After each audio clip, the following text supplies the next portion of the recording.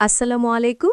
সংবাদে আপনাদের সবাইকে স্বাগতম জানাচ্ছি আমি রোজ। শুরুতেই সংবাদ শিরোনাম। ভেনেজুয়েলার সঙ্গে যুদ্ধ নয়, আমাদের লড়াই মাদক চক্রের বিরুদ্ধে, ট্রাম্প।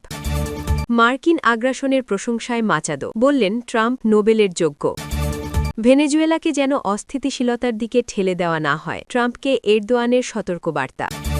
ভেনেজুয়েলার সঙ্গে যুদ্ধ নয়, আমাদের লড়াই মাদক চক্রের বিরুদ্ধে, ট্রাম্প। যুক্তরাষ্ট্র ভেনেজুয়েলার বিরুদ্ধে কোনো যুদ্ধ চালাচ্ছে না বলে স্পষ্ট জানিয়েছেন মার্কিন প্রেসিডেন্ট ডোনাল্ড ট্রাম্প। এনবিসি নিউজকে দেওয়া এক বিশেষ সাক্ষাৎকারে তিনি বলেন, ওয়াশিংটন মূলত মাদক ব্যবসায়ী এবং অপরাধীদের বিরুদ্ধে লড়াই করছে। ট্রাম্পের মতে ভেনেজুয়েলা তাদের কারাগার থেকে অপরাধী, মাদকাসক্ত এবং মানসিক রোগীদের বের করে যুক্তরাষ্ট্রে পাঠিয়ে দিচ্ছিল, যা মার্কিন নিরাপত্তার জন্য হুমকি হয়ে দাঁড়িয়েছিল। মূলত এই চক্রটিকে দমন করতেই তাদের অভিযান পরিচালিত হচ্ছে। সাক্ষাৎকারে ট্রাম্প আরও জানান যে আগামী ৩০ দিনের মধ্যে ভেনেজুয়েলায় কোনো সাধারণ নির্বাচন অনুষ্ঠিত হওয়ার সম্ভাবনা নেই। দেশটির বর্তমান ভঙ্গুর পরিস্থিতি তুলে ধরে তিনি বলেন, নির্বাচন আয়োজনের আগে আমাদের দেশটিকে আগে ঠিক করতে হবে। এখন ভোট দেওয়ার মতো পরিবেশ নেই। তিনি ইঙ্গিত দেন যে ভেনেজুয়েলাকে স্বাভাবিক অবস্থায় ফিরিয়ে আনতে কিছুটা সময়ের প্রয়োজন এবং মার্কিন প্রশাসন দেশটিকে পুনরায় সুস্থ করে তুলতে কাজ করছে। ভেনেজুয়েলা ইস্যুতে মার্কিন প্রশাসনের কর্মপরিকল্পনা তদারকি করতে ট্রাম্প ৪ জন প্রভাবশালী কর্মকর্তার নাম ঘোষণা করেছেন।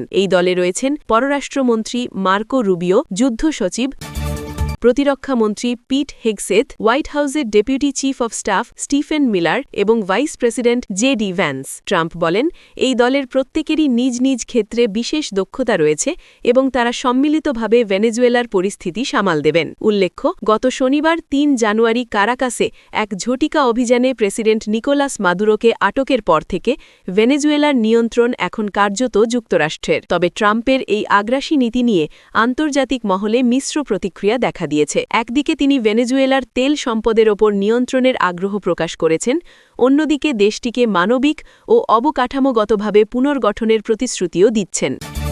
মার্কিন আগ্রাসনের প্রশংসায় মাচাদো বললেন, ট্রাম্প নোবেলের যোগ্য।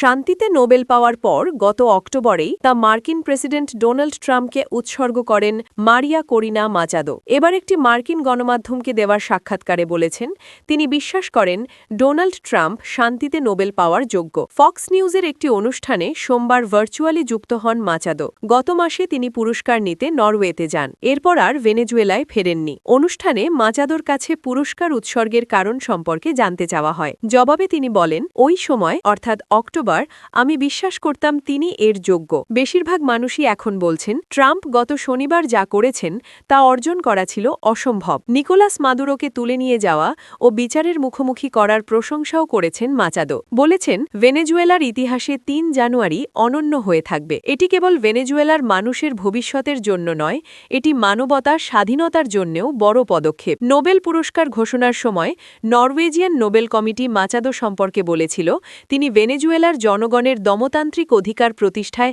নিরলস চেষ্টা করেছেন। স্বৈরাশাসক মাদুরোর বিরুদ্ধে ঐক্যবদ্ধ করেছেন বিভিন্ন রাজনৈতিক দলকে। গত শনিবার ডোনাল্ড ট্রাম্পের আদেশে নিকোলাস মাদুরোকে কারাকাস থেকে তুলে নিয়ে যায় যুক্তরাষ্ট্রের বিশেষ বাহিনী। এরপর থেকে বিভিন্ন দেশের নেতারা এমন পদক্ষেপকে আগ্রাসন, বলপ্রয়োগ ও আন্তর্জাতিক আইনের লঙ্ঘন হিসাবে উল্লেখ করেছেন। ভেনেজুয়েলার সবশেষ প্রেসিডেন্ট নির্বাচনে মাচাদোর প্রতিদ্বন্দ্বিতা করার কথা ছিল, কিন্তু তার প্রার্থিতা বাতিল হলে আরেক নেতা এডমুন্ডো গঞ্জালেস উরুতিয়াকে সমর্থন দেন। নোবেল পাওয়ার পর তাকে ডাইনি বলে আখ্যা দিয়েছিলেন নিকোলাস মাদুরো। লাতিন আমেরিকার তেল ও খনিজ সমৃদ্ধ দেশটিতে ২০১৩ সাল থেকে ক্ষমতায় ছিলেন মাদুরো। গত বছরের শেষ দিক থেকে তার ওপর চাপ প্রয়োগ শুরু করে যুক্তরাষ্ট্র। অভিযোগ তোলা হয় তিনি যুক্তরাষ্ট্রে মাদক পাচারের সঙ্গে জড়িত। তার ক্ষমতায় থাকা উচিত নয় বলেও বিভিন্ন সময় মন্তব্য করেছিলেন ডোনাল্ড ট্রাম্প। মাচাদো কবে ভেনেজুয়েলায় ফিরবেন তা এখনও স্পষ্ট নয়। সোমবার দেশটির অন্তর্বর্তী প্রেসিডেন্ট হিসাবে শপথ নিয়েছেন ডেলসি রদ্রিগেজ। কারাকাসে জাতীয় পরিষদের অধিবেশনে শপথ গ্রহণ শেষে তিনি মাদুরোকে তুলে নেওয়ার ঘটনাকে অপহরণ হিসাবে আখ্যা দেন। বলেন, এ ঘটনায় তিনি গভীরভাবে মর্মাহত। বিবিসি জানিয়েছে, শপথ গ্রহণ অনুষ্ঠানটি শুরু হয় মাদুরো ও তার স্ত্রী সিলিয়া ফ্লোরেসের মুক্তির দাবি জানিয়ে।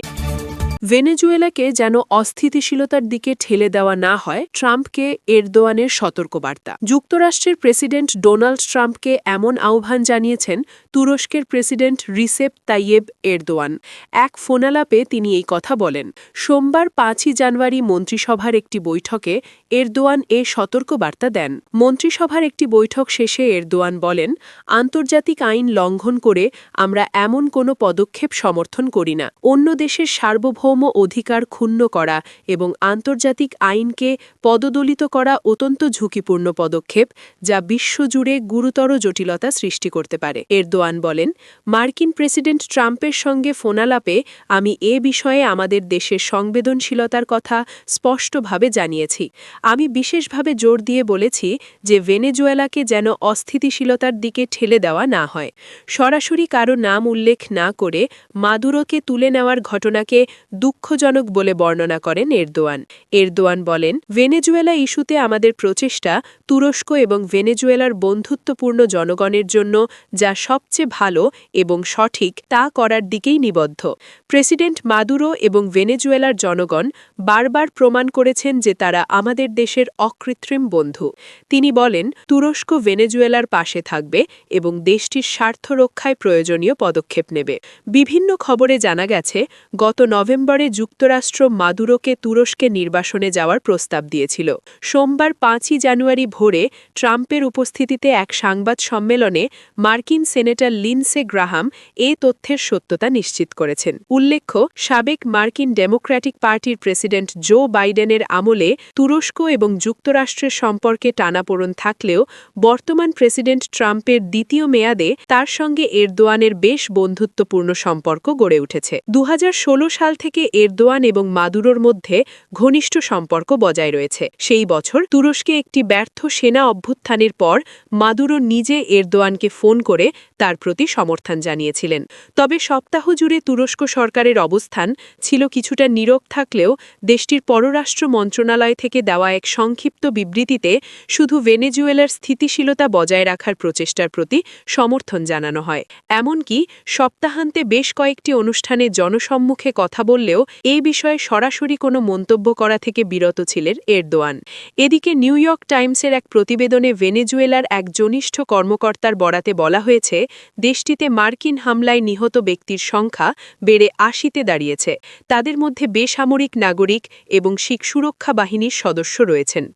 ওই কর্মকর্তা আরও জানান, এ সংখ্যা আরও বাড়তে পারে। হামলার পেছনে রয়েছে ইহুদিবাদী প্রভাব। শনিবার ভোরে যুক্তরাষ্ট্রের বিশেষ বাহিনী ভেনেজুয়েলার রাজধানী কারাকাস থেকে প্রেসিডেন্ট মাদুরোকে তুলে নিয়ে যায়। একই সময় মার্কিন যুদ্ধবিমানগুলো দেশটির গুরুত্বপূর্ণ সামরিক স্থাপনাগুলি এবং ঘাঁটিগুলিতে বোমা হামলা চালায়। ভেনেজুয়েলার ভারপ্রাপ্ত প্রেসিডেন্ট দেলসি রদ্রিগেজ বলেন, নিকোলা মাদুরোকে যুক্তরাষ্ট্রে তুলে নেওয়ার এই ঘটনার পেছনে ইহুদিবাদী প্রভাব রয়েছে। মাদুরোর ভারপ্রাপ্ত ভাইস প্রেসিডেন্ট হিসেবে দায়িত্ব পালন করা রদ্রিগেজকে ভেনেজুয়েলার সুপ্রিম কোর্ট অন্তর্বর্তী নেতা হিসেবে নিযুক্ত করেছেন। শনিবার টেলিভিশনে দেওয়া এক ভাষণে রদ্রিগেজ বলেন, বিশ্বের বিভিন্ন দেশের সরকার স্তম্ভিত যে ভেনেজুয়েলা এ ধরনের হামলার শিকার হয়েছে। এই হামলার পেছনে নিঃসন্দেহে জায়নবাদী প্রভাব রয়েছে।